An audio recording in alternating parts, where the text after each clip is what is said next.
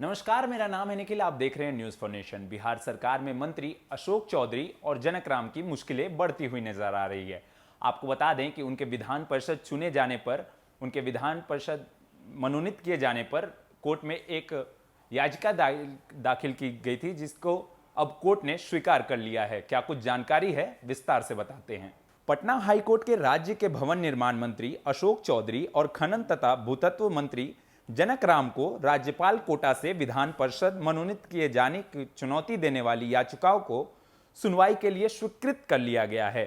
आपको बता दें कि Wharton forum for transparency in public life की याचिका पर चीफ जस्टिस संजय करोल की खंडपीठ ने सुनवाई की है। कोर्ट को अधिवक्ता दीनू कुमार ने पिछली सुनवाई में बताया था कि भारत के संविधान के अनुच्छेद 171 के सब क्लॉज 3 और सब क्लॉज 5 के तहत उक्त मंत्रियों के मनोनयन को चुनौती दी गई है।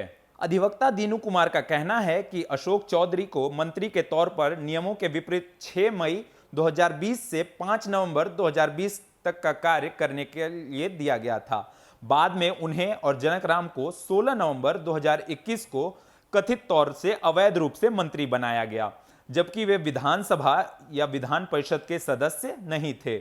विधान परिषद के सदस्य के रूप में चौधरी का कार्यकाल 6 मई 2020 को समाप्त हो गया था। उन्होंने कोई चुनाव भी नहीं लड़ा था। उन्हें 17 मार्च 2021 को विधान परिषद का सदस्य मनोनीत किया गया। उनका कहना था कि इस प्रकार से 6 मई 2020 से 5 नवंबर 2020 तक उनका मंत्री पद पर बने रहना असंवैधानिक है। साथ ही 16 नवंबर 2020 को मंत्री पद पर नियुक्ति और राज्यपाल कोटे से विधान परिषद का सदस्य मनोनीत किया जाना भारतीय संविधान के मूल भावना के विपरीत है। दीनू कुमार ने कोर्ट को बताया था कि संविधान के अनुच्छेद 164 का लाभ दोबारा नहीं मिल सकता, इसलिए किसी व्यक्ति को राज्य में मंत्री नियुक्त पर 6 महीने की अवधि के भीतर उन्हें एमएलए या एमएलसी बनाना होगा।